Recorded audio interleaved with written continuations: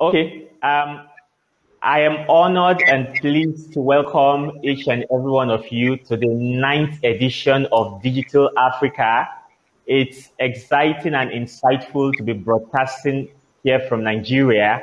Um, we are also pleased to have very resourceful individuals and professionals to give us insightful sessions.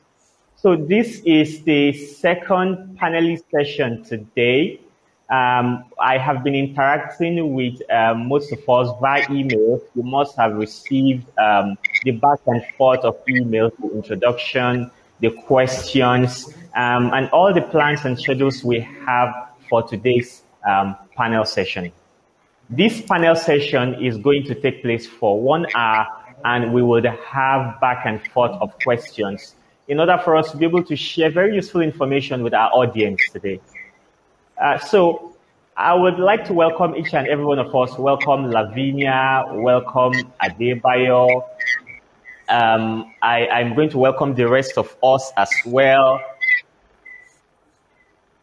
But let me also introduce the session by mentioning that we're talking about blockchain technology.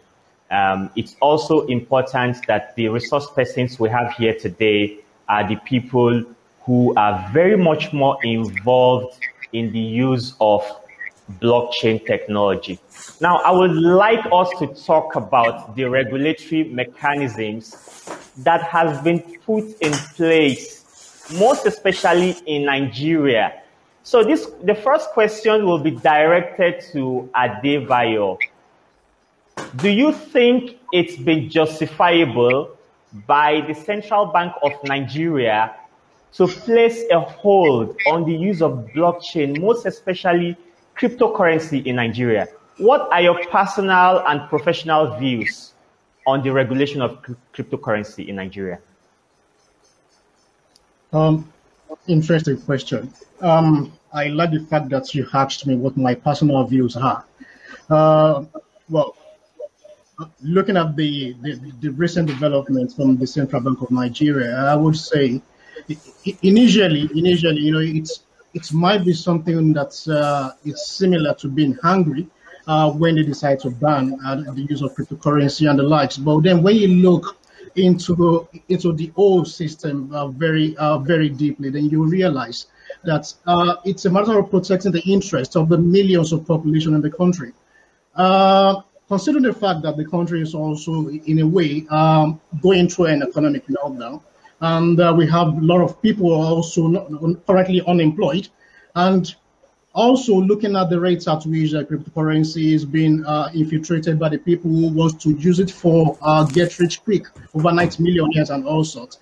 And a lot of people are also falling the victims of getting into almost all these scams.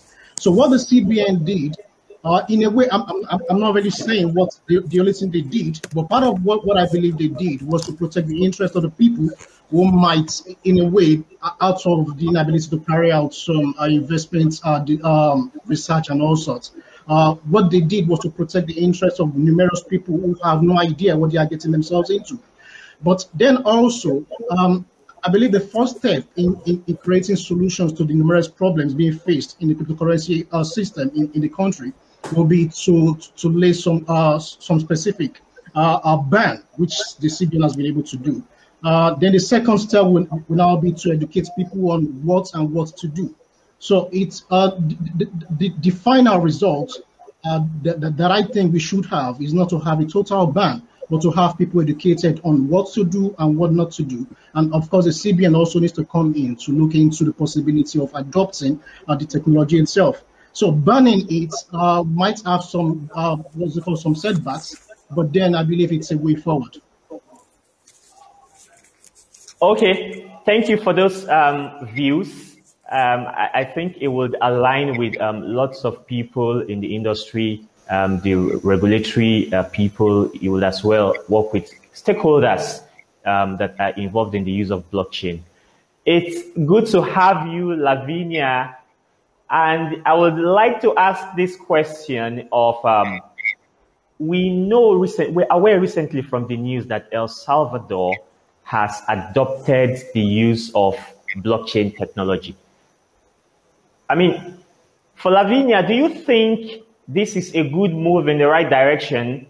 And does it look like other countries will begin to adopt blockchain technology, not just for financial transactions, but for things like supply chain in the health sector, for things like food distribution networks and all of that? So tell us what you think it holds for the future of blockchain, the fact that El Salvador has adopted the use of cryptocurrency for the payment of goods and services. Mm-hmm. Okay, I think you've asked two questions there, which is great. My personal opinion is I think it's amazing that El Salvador has decided to or has made Bitcoin a legal tender within El Salvador. You have to remember that a number of Latin American, South American countries, they are, some would argue, some would say, held to ransom by the US dollar. The Bitcoin allows them some sort of more independence. It allows decentralization away from the US dollar. Now, right now, we know the market is very volatile. Bitcoin is down to about $32,000 per coin from obviously its high of 60. But obviously, crypto is here to stay. Blockchain technology is here to stay. And we're always going to have a first. El Salvador just happens to be, can you hear me okay? Yes, please. Okay. So El Salvador just happens to be the first country to make Bitcoin a legal tender. I think other South American countries, Latin American countries will follow. There's already conversations of another country adopting it as a legal tender. I can't recall what that country is. It might be Brazil or it might be Peru. But what El Salvador has done, which I think is quite ingenious, and there's always pros and cons to every action, right? Adoption, they need to make sure that there's educational processes and systems in place to help people understand what Bitcoin is, how to purchase it, how to hold it, how to protect their wallets. All of these things have to be, communicated to the populace. But what they've done is that they've basically said that we are pro-Bitcoin, and there's already a lot of talks about tourism and individuals who do want to come off fiat and just use Bitcoin moving over to El Salvador. That means more economy, more income, more transactions, which helps the economy of that country. So I think what they've done is quite ingenious to do it now, and the way that they announced it. Miami is also talking about Bitcoin, not necessarily becoming a legal tender, but Miami is very pro cryptocurrency. And again, that's, if you think of Miami is very Latin American, South American base, it's got a lot of influence there. So that's my thoughts there. And then in regards to blockchain in those parts of the world and just different parts of the world adopting it in their supply chain, it's already happening. There is a lady called Geneviève Level. She is the CEO of Agra Ledger, and I know she's done works already in the former Republic of Congo. What is that country called now? It's former Republic of Congo.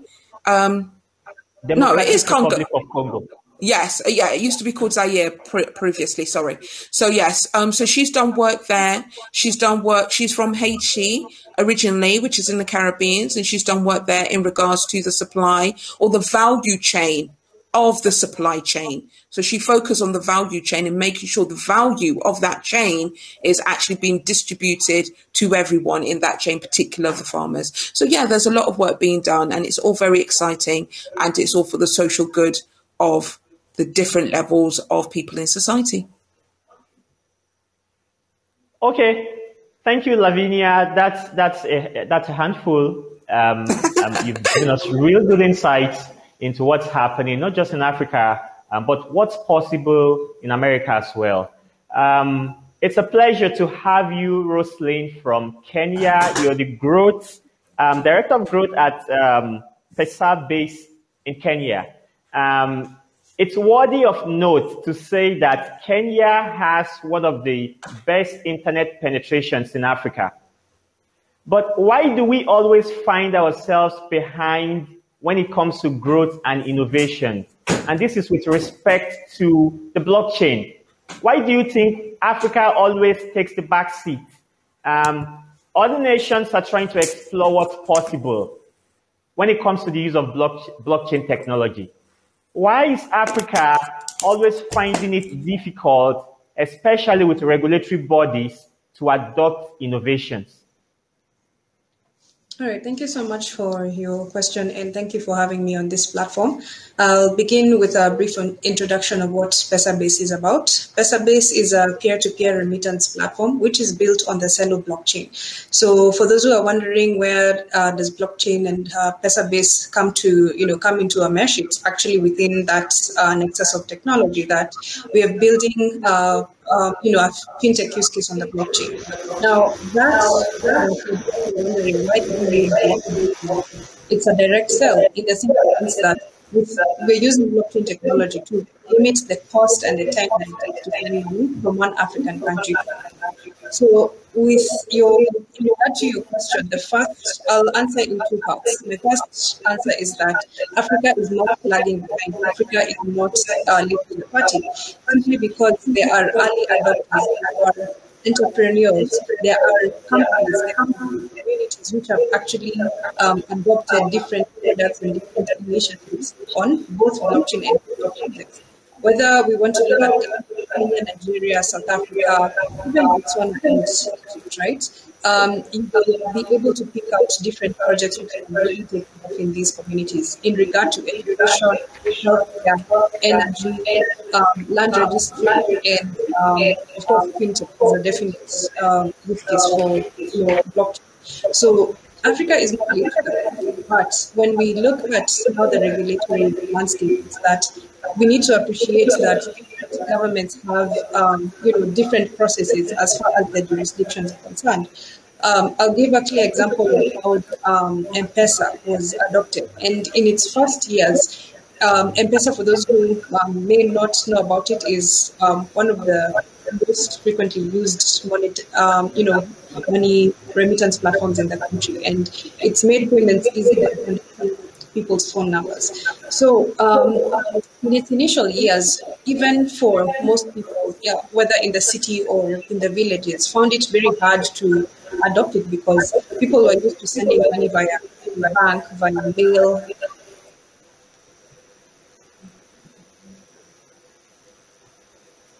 We can no longer hear from you, Roslyn.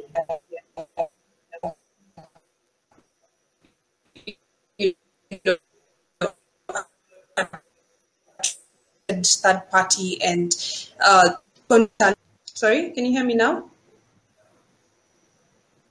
So we're trying to hear from Roslyn. We're hoping she's able to continue our discussion. Yes, we can hear you, Roslyn. Please go ahead.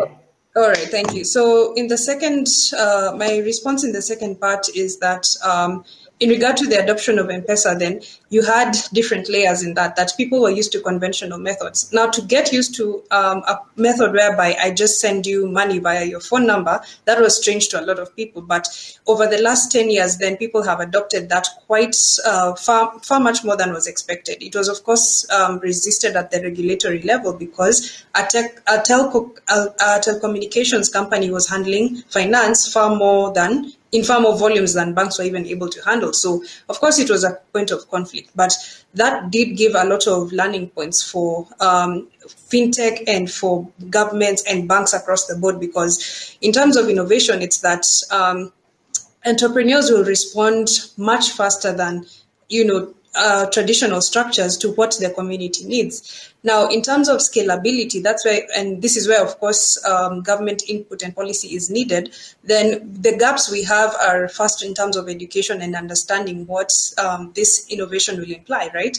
The second rail is that what costs are needed to actually make this innovation either accessible or at least affordable to the masses. So these are the two headaches which tend to, bring those bottlenecks, because for instance, today, if we say that, we want crypto for Africa, the same way that El Salvador has adopted that, there are cost implications. People will have to be trained. There has to be capacity building all across the board.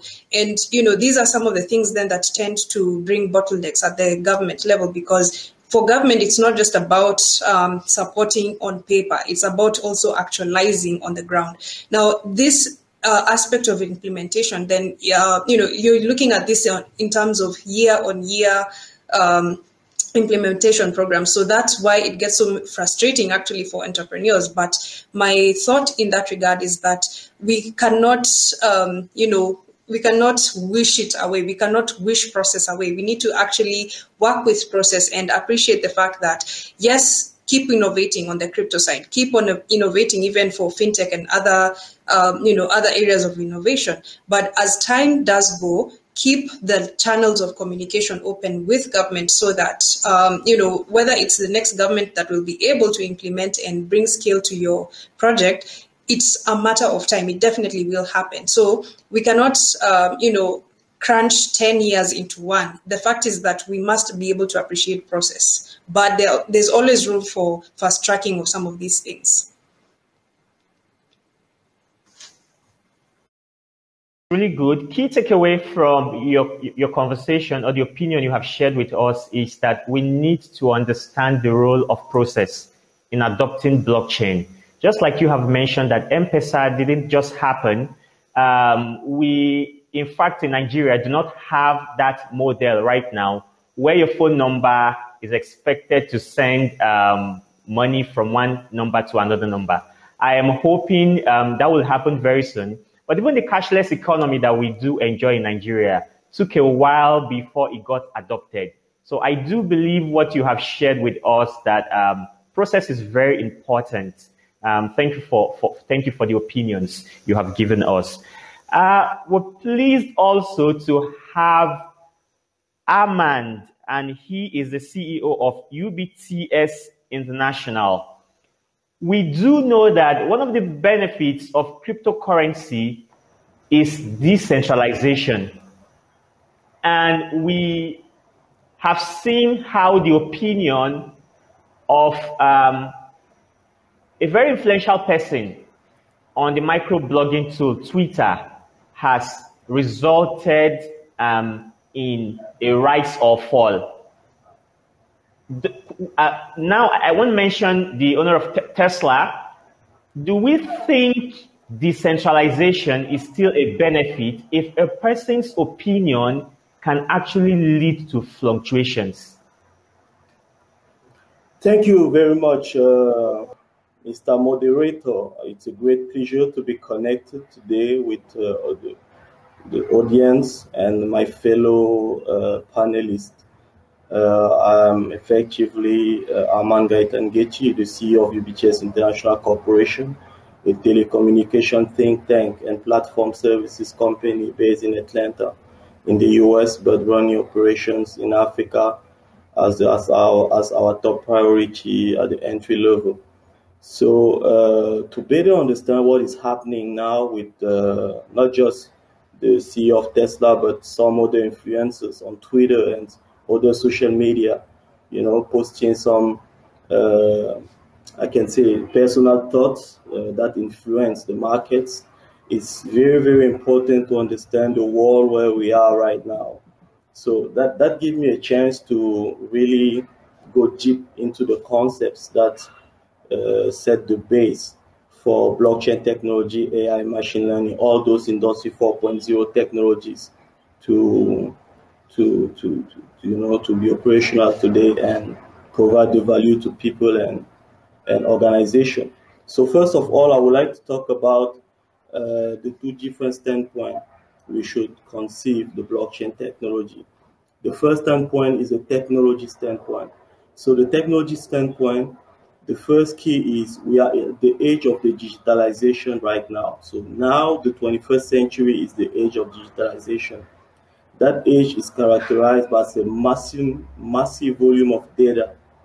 Secondly, by combinatorial interactions between people, processes, machines, networks, organizational unit practice. So all those things are interrelated using internet and Internet of Things. So the third is the exponential growth of devices, connection, interaction, and whatsoever. So today, one of the key resultant of all those interactions are what we call in strategy the network effects. And the network effects got two sides, the good one and the bad one. So I can give a kind of interpretation of what is happening on Twitter and social media, like Reddit. We saw what happened with GameStop stocks and cryptocurrencies. This is an interpretation of network effects, in practice. So the second thing I would like to mention into the technology standpoint, is the explosion of the cloud computing. So now the cloud computing changed everything. Internet has always been around, but with the cloud, meaning the capacity to connect machine to machine, people to machine, and people to people, we have a, an extraordinary change. I can say that's maybe the biggest change in human history, one of the biggest, because it redefines the way people interact with machine, people interact with people, and machine interact with machine. This is a cloud computing. And then the most important strategic view of this is the role of the human being at the heart of the age of digitalization and the implications, the cloud computing, and all these mix. So fundamentally, the human being got three fundamental roles. The first one is a data point. So every single human being is a data point. Every human being can generate the data or a transaction. Secondly is a sensor. Every human being can be a sensor. It's something by which we can aggregate and collect the data at a high scale. And at last, the third point is an intelligent processor. So every human being today with a smartphone, a smartwatch, a smart glass, everything smart, a smart headsets can be an intelligent processor. So this, from a technology standpoint, are the entry level analysis where we can easily understand the impact of blockchain technology. So blockchain technology is a database. So for a data point to work, for a sensor to work, for an intelligent processor to work efficiently, you need a database. So traditionally, you have traditional database, and blockchain is a distributed database. This is what changed the paradigm. So with the distributed database and the power of internet, the cloud, and everything, blockchain can be conceived as one of the most transformative technology in the world, in the history of the world. And to better understand the impact of blockchain technology, I will go with the second standpoint, the economic standpoint, because on top of everything, blockchain is an economic system. It's very important to understand that blockchain is an economic system. So what can we define as economic system? For me and most of the scholars and interpretation of economic system, we have a means by which societies or government organize and distribute available resource, services, goods across geographic region or country. This is what we can acknowledge as economic systems. So if we see economic systems as society, government, organization, distribution, resources, services, goods, geographic regions, or country. So we see a lot of interaction. But now, with the power of the distributed database, we switch the power leverage from central authority to everybody across the value chain. And this is exactly what changed everything. So finally, what I can say is today, because of Internet of Things, all those things interconnected, you have what we call the network effects. And the network effects can go to the good direction or to the bad one. So now the matter is just to provide a kind of regulatory frameworks so that we make sure that people having the power to direct the network effect in a certain direction will not affect the whole ecosystem as a whole. Thank you. It's been fantastic listening to you do the breakdown of how blockchain works. Thank you for your useful opinions. It's also important that we note Mr. Franklin Peters, the founder and CEO of BitFXT Technology. You're most welcome. And I will make it a follow-up question from what has been said by the last panelist.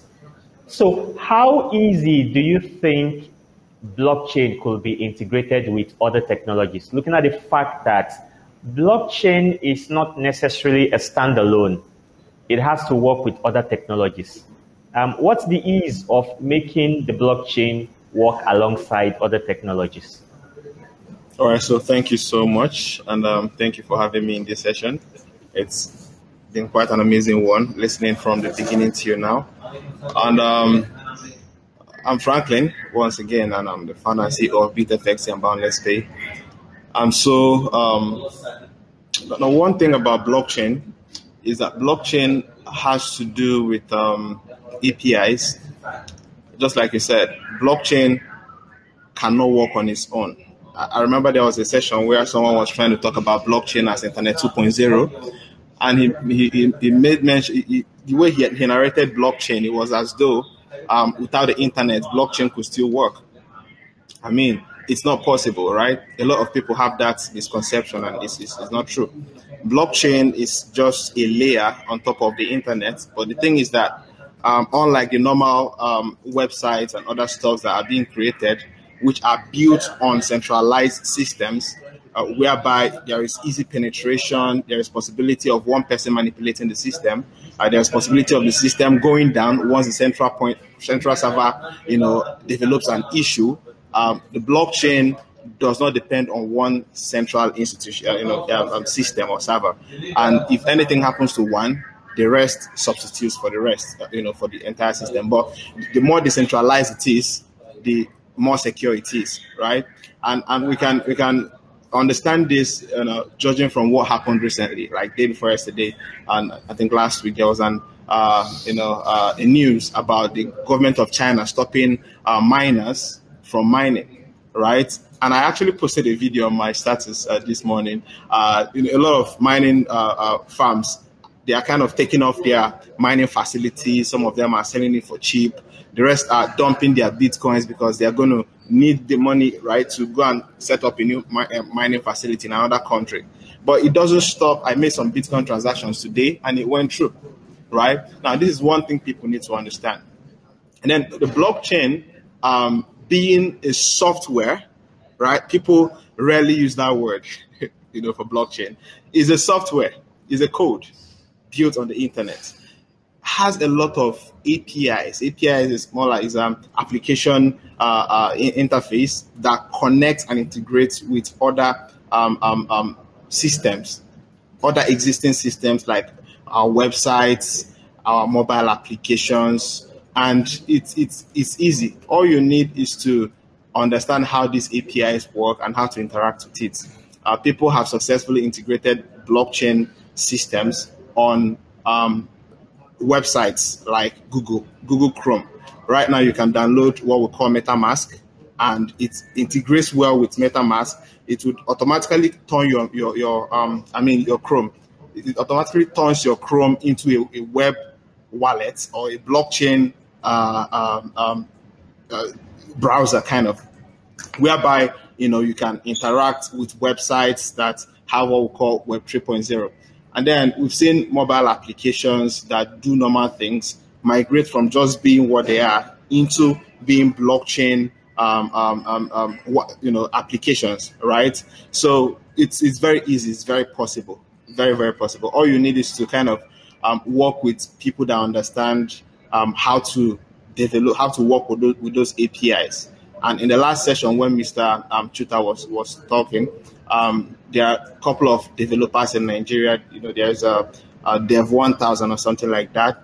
You can go pick up a couple of developers, work with them in your institution or your company, and they make these things work for you.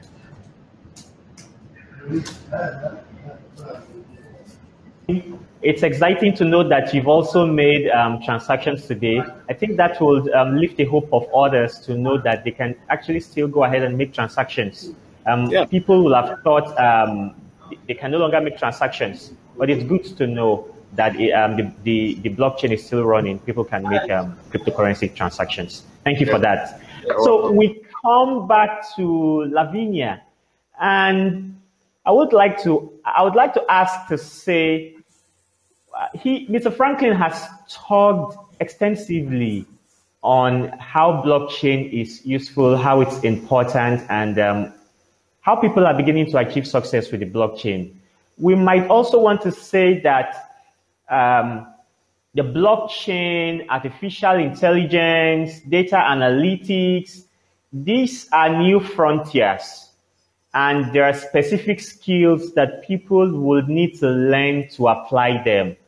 What tools or skills would intending professionals need to learn to be able to excel in the use of blockchain? This is a great question. So blockchain technology ultimately is that it's a technology. And so, but with that being said, the blockchain as itself is becoming an ecosystem of different businesses that are using the technology. So of course, if you want to come in as a coder, you're going to have to learn how to code. Popular software coding programs are Solidity, for example, Bitcoin Core for Bitcoin. Then Solidity is what Consensus, so Ethereum, that's what they use. And there's another one that I can't recall. But these coding, these languages are being developed all the time. So the key thing about being in this space is that you have to be open to learning and keeping up to date, because the technology is moving so quickly and it's very innovative. And there are many blockchains also being created as we speak. Some will die a death, some will catch traction, and some, will become big, business names. I won't say household names because blockchain isn't even a household name, but a name within the community, such as Cardano, such as Polkadot. So I think if you're coming into this space, you should be open to learning about the tech. You should be open to learning about coding. I'm not a coder. I'm an entrepreneur, right? But I see the value of blockchain. And because I'm an entrepreneur, I see the opportunities, right? And as an entrepreneur, it's about leveraging those opportunities to not just help myself, but help my community and help people around me. What I use is education, okay? But as I'm giving other people education, I'm learning, and I have my own ideas to create something within the blockchain space that is technical, but I'm never going to do the coding. I'm not going to do the software. I just have the vision and the idea. And of course, I will get an engineer to implement it. So within this, one of the reasons I am where I am and I do what I do in this space is simply because when I first came in, I was like, what do I have to offer? I'm not an engineer. I'm not a techie. I'm not a developer. And someone said to me, an engineer, very well-known engineer within my community, she said, Lavinia, engineers are very good at doing the back work, but we still need the front end. We still need the business developers. We still need the strategists. We still need the marketers. We still need the UX and the UI. And so for people who want to come into this space, there is a space for them, but they just have to remember it's tech. So to answer your question, directly, if you have a career already and you want to pivot into this space, because remember, blockchain is a tech that is disrupting many industries. So you could be in an industry and you're like, blockchain sounds really good. I'd like to learn more. You can pivot your skills or transfer your skills into this space. Depending on the role you want to take will then indicate how much technical learning you will have to apply. And even when you start that journey, and how do you start that journey? Well, first of all, I would say join a community. So I didn't introduce myself at the time, but I am the host and founder of a platform, blockchain educational and events networking platform called Women in Blockchain Talks. It's female focused, female led, but open to all genders. Because where I'm concerned, one hand cannot clap. So we should work together. We need male champions to support women coming into this space. So with that being said, join a community. In that community, you will connect with people. You may find a mentor. You come to events like this. Connect with some of the people on here who you feel you can relate to. Ask them how they got started. They may not be technical, but they may know someone who is technical and they can introduce you. And then from there, you just start learning, So once you're in, you'll find that it's just such a beautiful space of connectivity, innovation, and what is possible to improve our world and improve our circumstances. So I hope that answers your questions. Going to ask that you tell us one of the success stories that you have recorded in your podcast for Women in Blockchain. But then I think that's a question that will come back to you before we end this session. So please bear in mind. Now I'll come back to Adedayo. And we do know that cryptocurrency needs mining, and mining depends on power supply. What would you say the role of green technology is, most especially in Africa and in Nigeria, to help miners? Because we do know that the cost of electricity in Nigeria is still quite on the high side. So what do you think about this? How will green technology help us limit the emissions that we're generating? Oh, fantastic. I recalled, I think a couple of days ago, when the so-called Elon Musk made a comment trying to discourage people about, in a way, Bitcoin because of the huge consumption of electricity. And, well, a lot of people also went against him, saying Bitcoin uses what we call the proof of work consensus algorithm. And of course, we have newer generations of cryptocurrencies that utilizes the proof of stake consensus algorithm. And of course, these POS blockchain solutions, they can depend on as little as a simple solar system, for you to be able to mine. Or in some cases, they call them forge or stake. So regardless of the terminology that they are using, it's still the same. It still means the same thing. So it means you securing the network and you being able to secure the network in a way to earn transaction fees. So in Africa, of course, we know we have the influence, the affluent sunlight. And of course, this means that, we are black. And of course, by virtue of this, look at the sun, is very, very hot. So if you put out your solar panel, you stand the opportunity of generating power supply. So which means you don't really have to depend on the electric power authorities or even the government providing you the power supplies. So you can easily mine from the simple installation that you put outside of your house, over your roof, on your window, on your garden. So you can easily secure the network with this and mine and even earn transaction fees. So it's as easy as that. Because there are several issues that came up with blockchain technology as at the time it was coming up in 2008, 2009. This was related to power supply consumption, related to transaction fees, related to blockchain bloat, and so many other issues. But then over the years, there has been some new developments that has come into the space to create more solutions to phase out all these previous issues. Part of which is the blockchain bloat, which has already been solved by so many other platforms. Part of which is also the issue of transaction fees, because how do you want to convince somebody to use blockchain if they have to pay transaction fee for every single transaction they carry out? So now we have platforms that allows you to do most of all these things on the blockchain without even knowing that you are using the blockchain technology. So also part of this is also the issue that comes with using a huge amount of power supply, just like Elon Musk was claiming as what's it called, naming Bitcoin.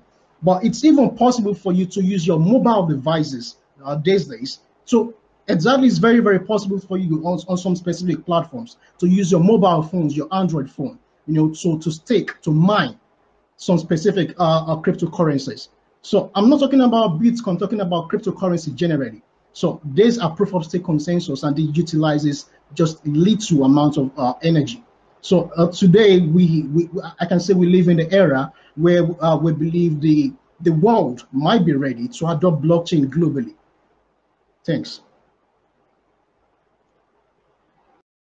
The amount of power supply needed to make cryptocurrency and all other forms of blockchain work is actually not too energy consuming. So it's really good to know that we can adopt solar technology to make that happen, most especially in Nigeria and other parts of Africa.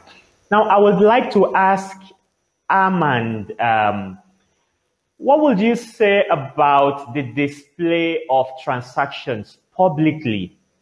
I mean, wouldn't that lead to cybersecurity? Wouldn't that lead to issues around cybersecurity?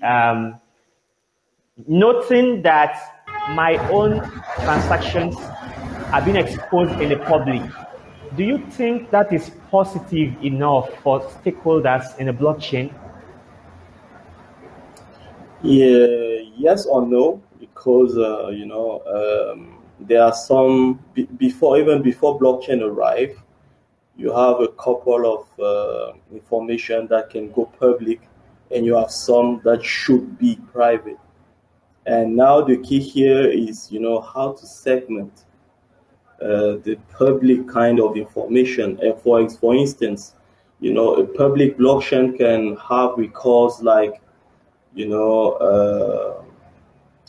company registry, the company registry from the fiscal authority, can have like public records so that the city planning, the land registration records, so that you can check if a land has been bought by someone else before going to buy it. That's the kind of information you can push public. But there are some information that should never be in a public blockchain. So for me, the key here is just first at an entry level, the education, to really know how blockchain works, how public blockchain works, how private blockchain works, how hybrid, because there is a hybrid way of building blockchains, how consortium blockchain works. You do have consortium blockchains. So all of these different way of implementing a blockchain frameworks are totally or slightly different among each other. So the key here is just the education and also a background work on how to identify what kind of information can go public and what kind can stay private. Okay, thank you so much as well. Now back to you, Roslyn. Did you incentivize PESA base to ensure that users could begin to use your offers? And how do you think, in what ways do you think the blockchain could be incentivized so that we can have lots of users? All right. Now, I'll begin with a simple story, actually. There's a movie that I watched a while back which made me really appreciate what I'm about to share in context and in response to what you have asked. So, for those who may have not watched the movie The Boy Who Harnessed the Wind, it's about a young boy who Sorry, can you repeat the name of the movie again? The Boy Who Harnessed the Wind. Okay, The Boy Who Yes. Harnessed the Wind. Yes. Okay, that's fine. Yes, so it's about a young boy basically who, he was, if I remember correctly, it was within Malawi, and it was a time of drought. The rains had not come through for quite a long period of time, and he was passionate about books, learning. He was curious. He even, his family was quite disadvantaged, and he dropped out of school, but that didn't stop him from going to the library to learn about different scientific books and engineering, and he just had a hunger for knowledge, and he learned how to build a windmill. Now, by using this windmill, then it's actually set in place, a couple of events then that enable the community to set irrigation and really just use wind power, and that's renewable energy. But no one would have imagined that such a young boy could have done such a great thing for his community. Now, in terms of PESA-based as one instance that we are looking to solve, the remittance problem for East Africans as a target market, then when you're talking about users and bringing them on board, it's that we are sharing our solution, that the problem here is costly remittances, and here is our solution. So, in that sense, it's not that we are giving them a specific incentive, but we are using our product, our service, to make it easier for them to solve an existing problem. Now, the reason why I highlighted the story of the boy is that in every community, in every company, in every continent, in every setup that we find ourselves, there will be problems. There will be issues that will either exist before we found ourselves in that context and long after we are in that context. Technology then is a tool that we can use to solve these problems. And I say this specifically to address a lot of people who feel that technology is just about code and computers and the internet, and they feel that they don't understand that, they don't connect with that.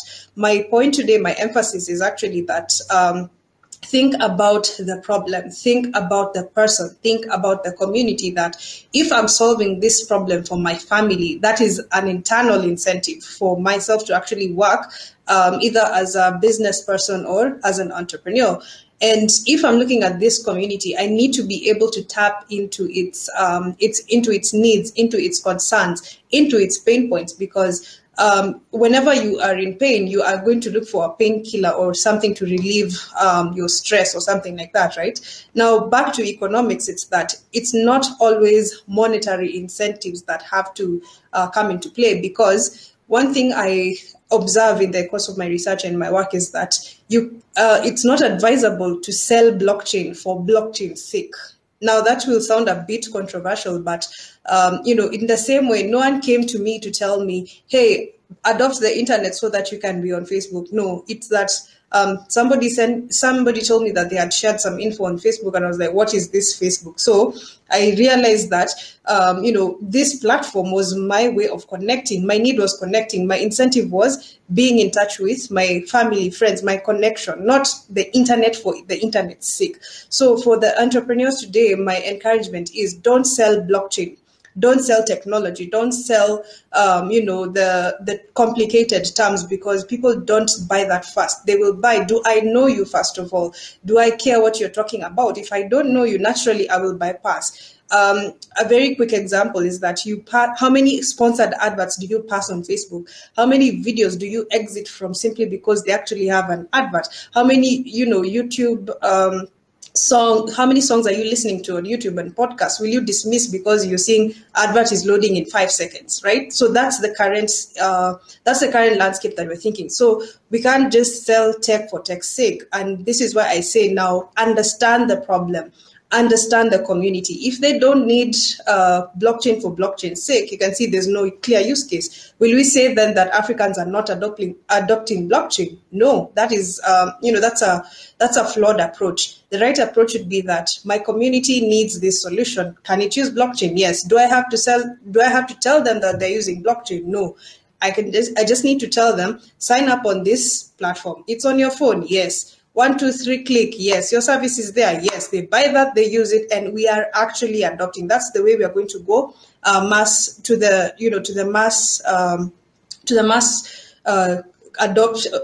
adoption stage. Sorry I was looking for that term. So the thing is that my conviction at this point in time, I can say that confidently, is let's not sell blockchain for blockchain's sake. Let's sell the solution so that someone on the other end who can actually see, hey, I've been having this pain point in land registry, for example, that I'm not able to verify the ownership of this land. I don't know if I'm the only owner or there are 5 other owners who have the same claim to this portion of land, right?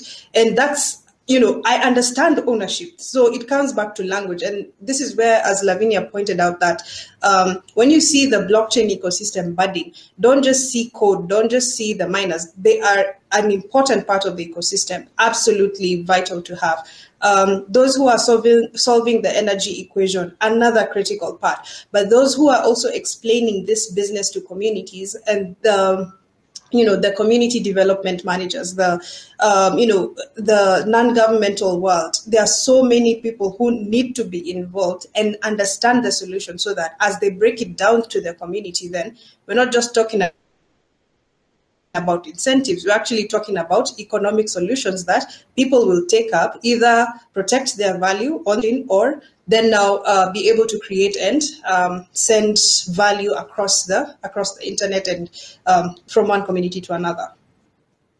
Wow, this has been so insightful for me and other listeners and participants as well. Thank you so much, Roslyn. For Mr. Franklin, I would like to say that whenever we have emerging technologies, it's always usually associated with finance. Are there other areas that blockchain could benefit apart from the financial sector? Yeah, thank you once again for getting me back. It's quite funny, but the truth is that for any industry, for any emerging technology to really work out in any industry, there has to be financial backup, right? And history has actually shown us that most governments, especially from emerging economies, find it difficult to jump on any new technology. Financially. First, they act in denial, like it doesn't exist. They just act like they are deaf and they are blind. They are not seeing what is happening, right? And then over time, when they see that those technologies are making sense, kind of attracting users and kind of taking some good share or portion of the economy, then they start with feud, what we call fear, uncertainty, and the other one. And then with time, they will now come with regulation. So usually what happens is when these new technologies start coming up, the financial aspect of it comes in first, right? If it's maybe it could be through crowdfunding, it could be through any other thing. Like in cryptocurrency, it came up with, the financial aspect, people being able to use it for transactions, crowdfunding, ICOs, and the rest.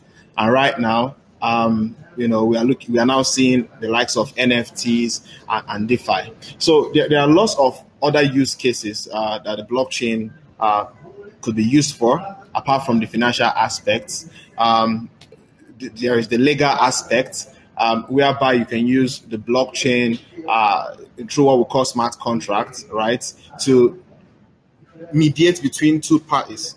Maybe people that want to perform a real estate transaction, they don't need a lawyer, right?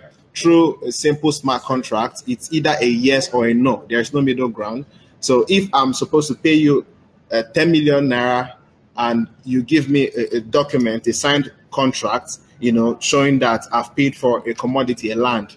If I pay you 10,500,000, the smart contract will not execute. If I pay you 9,099,000, the smart contract will not execute. I have to pay you what we have agreed, right?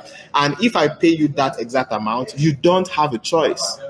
You don't have a choice, because once it hits your wallet, the smart contract automates the transfer of the ownership of the document to me, right? And there can only be one instance of that document on the blockchain, so you can't go fake it. You can't say that I didn't pay you. Everybody can see that. So in the legal world, the blockchain can be used as a use case, right, to solve a lot of problems.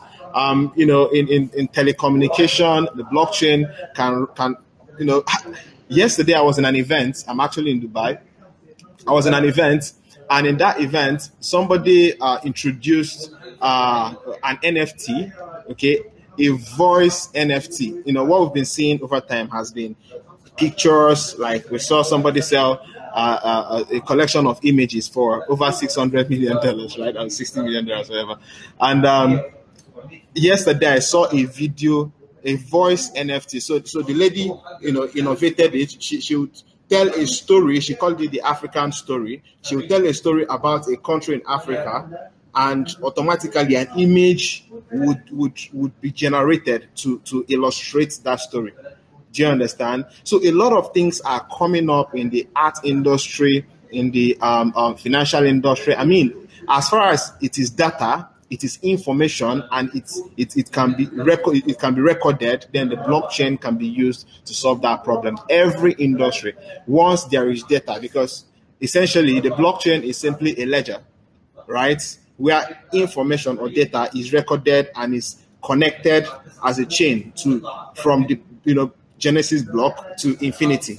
That's what the blockchain is, right? So as far as there has been a Genesis block, there can be a breakage in the information being stored until infinity. Simple. That's basically what the blockchain is. So if there is data or information to be stored, then the blockchain can be used as a use case. So what we are doing, I'm giving to research, and what most researchers are doing is what new frontiers, what new industries what innovations can we come up with in different industries that is different from what is already in existence, right? And I promise you that in the next 2 years, 5 years, 10 years, you are going to be shocked at the blockchain industry in 10 years from now, right? Looking back at what we have today. Today, people are like, NFTs, DeFi, all that, supply chain. In the next 10 years, it's going to be something entirely different, right? And you're going to be shocked that our mobile devices are going to be 100% blockchain, connected. Our computers, and I'm going to round off with this. We are also talking about Internet of Things, robotics. We're talking about big data. You'll be shocked that you'd walk into your room in the next 5 years, and your television through IoT, right, is connected to your wallet, which is connected to your electric cars, which is connected to your microwave, and your microwave is communicating to your car that there's a shortage, or maybe your fridge is communicating to your car that there's a shortage of a particular supply. Your car will drive itself to the market, pick up stuffs without you sending it. It will pay through a cryptocurrency, right? It will come back, and a lot of things are going to be happening in the future, and blockchain is going to be there, definitely. Thank you. Mr. Franklin, I was just imagining all the things you've been saying, and you probably want to call this a living environment where everything, despite the fact they're inanimate, they can interact with one another for the good of everyone. So this is one of the most exciting and interesting conversations I've had in recent times. However, I think we still have about 2 questions to go. So tell us a success story that you've had from conducting your podcast. That would go to Lavinia, please. Hi. So thank you for your question, Yuzo. So Women in Blockchain Talks, we have a weekly podcast. We have a community, a membership. We also have a job board for those of you who have a company and are interested in promoting diversity and inclusivity, which you should be interested in doing. So in regards to the podcast, we're only 3 months and a bit old, but I'm going to take a story from the community, which I think, is a bit more relevant to this talk. And that is, women coming into this space, sometimes they lack confidence in what they can be, what they can be, and what their ambitions are, I suppose. And so there was a lady who had the skills, and she had a certain lifestyle she wanted to create. And through being in the community, she was able to connect with someone who was more advanced in the engineering world than herself. And through that connection and conversation, she applied for a job that she would never have applied for because she wouldn't have had the confidence to do it, because she just underrated herself, and she got it. And she says, I now have the job and the lifestyle that I wanted. And I didn't think I could, but I do. And she wanted to be more in blockchain as well. And so that's where, the job came from. So it's not a case study really on the podcast, because the podcast is talking to different people and their different projects and different elements of blockchain and DLT, distributed ledger technology. But the beautiful case studies comes from the community. And that's why I say, if you're coming into this space, even if you have a number of years experience in whatever it is you do, join a community, because you will find people who are more ahead of you, and they'll be able to sometimes give you the belief that you no longer have in yourself. So, yeah. Words from you, Lavinia. Welcome. Sorry, I missed the first. You was a little bit silent. Yes. Sorry. Your parting words on this panel session on blockchain technology. So my parting words is that blockchain can't rescue anything. It's a technology. It's how it's applied that will rescue. And what is it that we're trying to rescue? Rescue us from the patriarchal systems that we've had in place. And with any technology, it has its pros and its cons. So it's a resource, and it's about utilizing that resource to elevate and uplift as many people as we possibly can in society. And so remember that the power is with you. Never give your power away to the technology. The power is with you, and we as a collective, and what we can do as a collective. Awesome.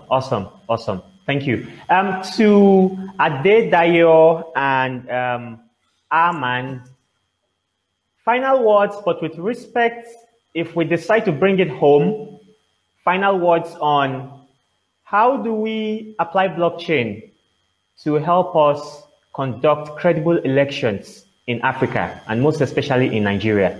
Your final words. Okay, seeing that Armand is not yet fully online, I think I'll go for it. Okay. Basically, I think I will start with people who's, let's say, the recent entrepreneurs having this mindset of being the first to do anything. So they rush to create innovative solutions, but not really focusing on solving problems. We have several solutions out there today, and people are not using them, whereas we still have a lot of problems that are not being solved. So my opinion will be studying the environment, studying exactly what needs to be done, then using blockchain technology to create solutions for them. So it's not about being forced to do anything. It's not about being forced to create something so innovative. It's about solving the integral problems we are facing in the country. And by saying that, let's look at our election. Because we know blockchain has the capacity of solving these electoral malpractices, the possibility of people, manipulating electoral data. So we know blockchain has the capacity of solving it. So this is one integral problem we have in the country. Now, it's not a matter of me solving the problem first. It's a matter of solving the problem that will put millions and millions of Nigerians put a smile on their faces. knowing that the moment that you vote, your vote counts. And blockchain has a capacity of doing that. Of course, we have several platforms we can use to design this. Of course, some Nigerians have also done similar things, like iElect, which was done by Covenant University students. He designed iElect for Nigerians to be able to carry out elections. Initially, because looking at how the tool again, would you mention the tool again that was created by Covenant University? Yeah, iElect. The name, trying to remember the name of the Covenant University students. Okay. Probably it will come later on. Okay. So you have 30 seconds, please. So the problem is we are not solving the integral problem we are facing. We are looking at bringing in Western solutions into the system, which won't work. So let's look at what we are facing in the country as a problem and look at how we can use blockchain as a technology to solve these problems. It's as simple as that. That will be all for now, Mr. Dedayo. Thank you so much for your time. Final words, Roslyn, 30 seconds. All right. My encouragement is simple. Build for your community and play the long game. Do not be discouraged by short-term fluctuations. Do not be discouraged by lack of regulatory support. What you need to do is see what you are building and see who you're building for so that you will build for the community, build for the long term. Yes, build for your community. Final words, Mr. Aman. We had called on you the other time. You were off. Final words, 30 seconds. No. I was not off. I left my brother at the Bajo to go first. So what I can say as last words, it's technology is nothing without the leadership and the vision. And today, technology is just a way to implement a large, human-centered the vision and leadership. So I see leadership, from a community perspective, from a country perspective, from a continental perspective, and from a humanity perspective. And I see also leadership as a digital leadership because the key is to bridge the older leadership with the digital leadership to implement all kinds of world-class technology to solve human problems. Yes. Thank you so much for that. Mr. Franklin, 30 seconds, final words. All right, so thank you. Thank you for having me. One of the biggest hindrances to the growth and adoption of blockchain, right, is the fact that we do a lot of technical jargon, and we scare away our users, our potential adopters. So moving forward, I started educating people more on the solutions that we are building, that people are building, rather than the fact that it is blockchain and how it is all connected. So I always want to encourage everybody, let us know it for ourselves. It is blockchain. That's the solution. That's what is solving the problem, right? But let us sell or push the actual solution that we are building to people. It's going to drive adoption faster. That's fantastic. And for the past 1 hour, we've been having very engaging conversations. And we sincerely appreciate you from Digital Africa 9.0 team for having this insightful discussion on blockchain to the rescue. Thank you to all our panelists. We hope this won't be your last time at Digital Africa. Thank you so much. Do enjoy the rest of your day. Thank you so much.